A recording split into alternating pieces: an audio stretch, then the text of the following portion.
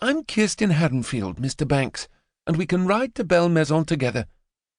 Haddonfield was the family name that went with the Bellefonte title. "You're a relative to the Earl, then?" She wore a plain dark blue wool dress, high-necked, such as a farmer's wife would wear this time of year. Not even a cousin to an earl would attire herself thus, unless she suffered excesses of pragmatism.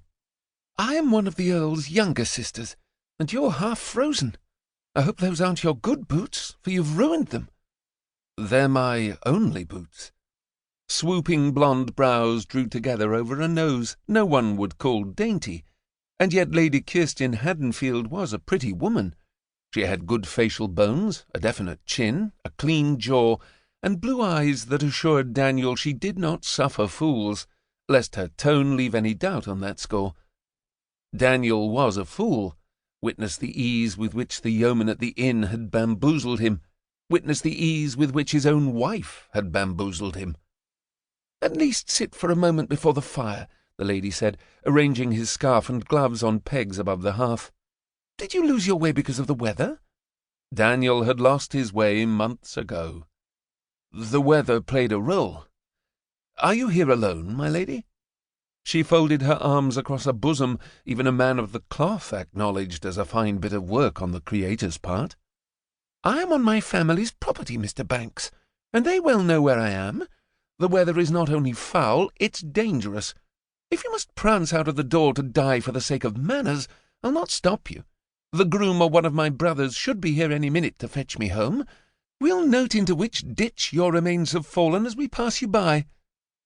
The fire was lovely.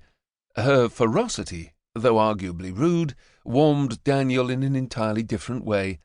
Nowhere did the Bible say a good Samaritan must be excessively burdened with charm. "You aren't much given to polite dissembling, are you, my lady?" For an earl's daughter was a lady from the moment of her birth. She marched over to the sideboard and commenced sawing at a loaf of bread. "I'm not given to any kind of dissembling. You should sit." "If I sit, I might never rise. I've journeyed from Oxfordshire, and the storm seems to have followed me every mile." "Why not tarry in London and wait out the weather?" Because, had Daniel spent another night in London, he'd have been forced to call on a bishop or two, and explain why his very own helpmeet hadn't accompanied him to his new post. "I am here to assume responsibility for the Haddondale pulpit," Daniel said, moving closer to the fire. A copy of A Vindication of the Rights of Women lay open face down on the mantel. "I was given to understand filling the position was a matter of some urgency."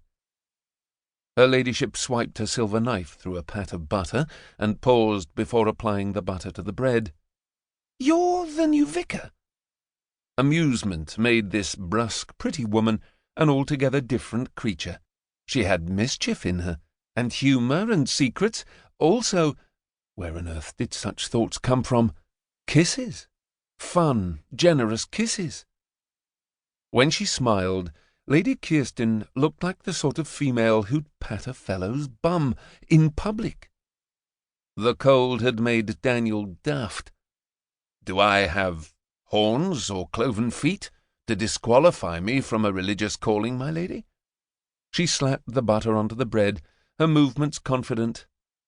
"You have gorgeous brown eyes, a lovely nose, though it's a bit red at the moment, and a smile that suggests you might get up to tricks, Mr. Banks. You could also use a trim of that brown hair. Ministers aren't supposed to look dashing. I have 2 younger sisters who will suffer paroxysms of religious conviction if you're to lead the flock." Olivia had found Daniel's nose unfortunate. Daniel found his entire marriage worthy of the same appellation. Feeling was returning to his feet, and hunger writhed to life along with it. Lady Kirsten passed him the bread without benefit of a plate. "It's not quite fresh, the bread, that is. The butter was made this morning. I'll fix you some tea."